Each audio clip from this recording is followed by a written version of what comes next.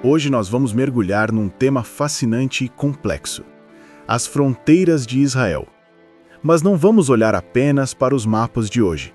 Vamos viajar no tempo, usando a Bíblia como nosso guia para entender a promessa de uma terra que moldou a história de um povo e continua a ser um ponto central de discussões até hoje.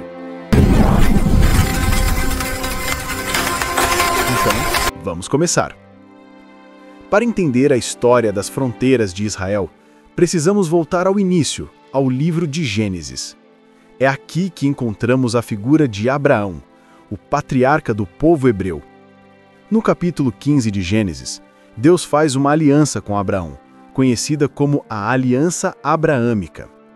Nessa aliança, Deus promete a Abraão uma terra para os seus descendentes. A passagem diz: "A sua descendência dê esta terra, desde o rio do Egito até o grande rio, o rio Eufrates." Vamos analisar isso com mais calma. Desde o rio do Egito até o rio Eufrates. O rio Eufrates é bem conhecido. Ele nasce na Turquia e atravessa Síria e Iraque. Mas e o rio do Egito? Muitos estudiosos debatem se seria o Nilo ou um riacho menor, o Wadi el-Arish, que fica na península do Sinai. Independentemente da interpretação exata, essa promessa descreve um território vasto, muito maior do que o Israel que conhecemos hoje. Essa é a primeira e mais grandiosa descrição da Terra Prometida. É uma promessa divina, um ideal que ecoaria por gerações. Séculos depois da promessa a Abraão, os descendentes de Israel, liderados por Moisés, saem do Egito. No livro de Números, capítulo 34, encontramos uma descrição muito mais detalhada das fronteiras da terra de Canaã, que os israelitas deveriam conquistar. Essas fronteiras são dadas por Deus a Moisés antes mesmo de eles entrarem na terra. São limites geográficos específicos, com pontos de referência como montanhas, mares e rios. A fronteira sul ia do extremo sul do Mar Morto até um lugar chamado Cades Barneia, e depois em direção ao Mediterrâneo. A fronteira ocidental era simples, o Mar Mediterrâneo, chamado na Bíblia de Mar Grande.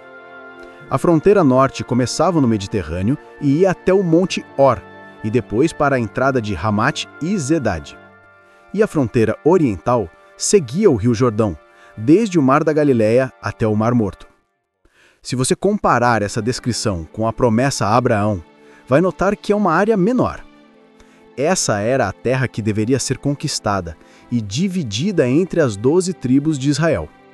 É uma descrição prática, um mapa para a posse imediata da terra. Mas a conquista, como lemos nos livros de Josué e Juízes, não foi completa. Muitas áreas dentro dessas fronteiras permaneceram sob o controle de outros povos, como os filisteus, na costa. Então, quando Israel de fato controlou a maior parte desse território?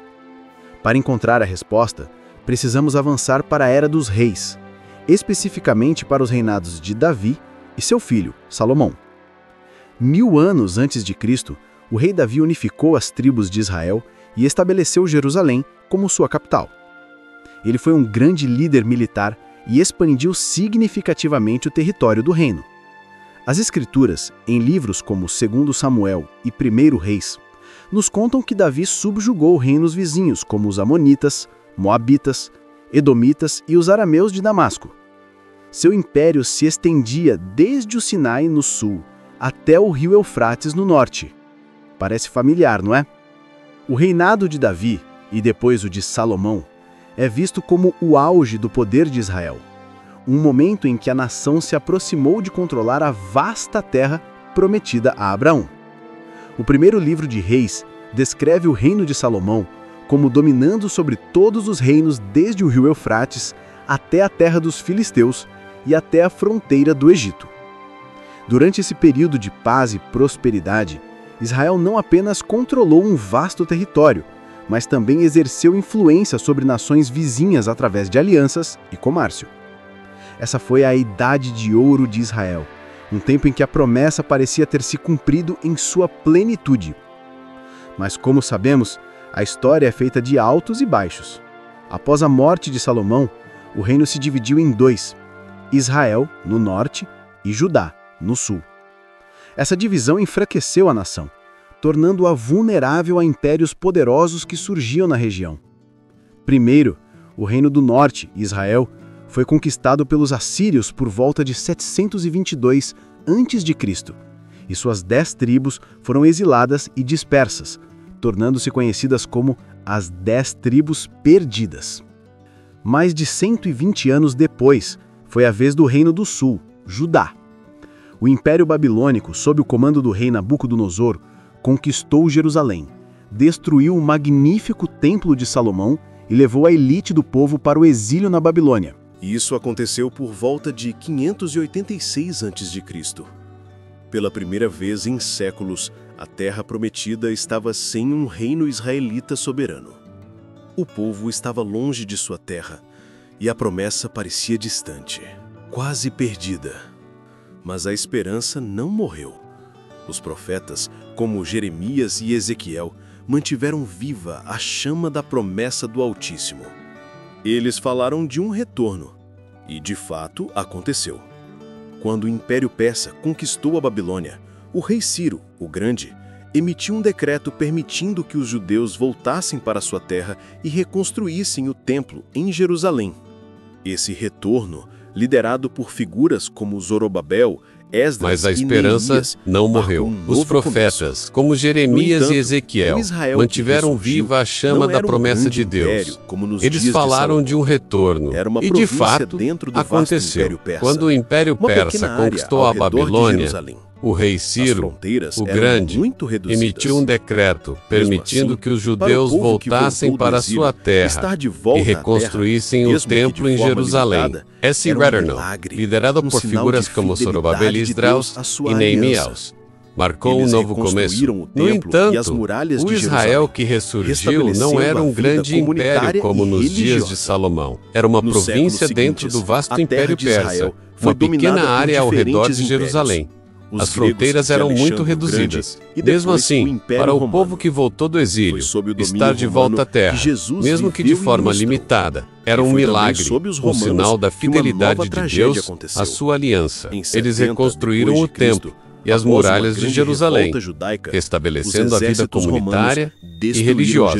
Nos séculos seguintes, a terra de Israel foi dominada por diferentes impérios. Os gregos de Alexandre o Grande e depois o Império Romano. Foi sob o domínio romano que Jesus viveu e ministrou. E foi também sob os romanos que uma nova tragédia aconteceu. Em 70 d.C., após uma grande revolta judaica, os exércitos romanos destruíram Jerusalém e o segundo templo. Décadas mais tarde, outra revolta levou a uma dispersão ainda maior dos judeus por todo o mundo, um exílio que duraria quase 2000 anos.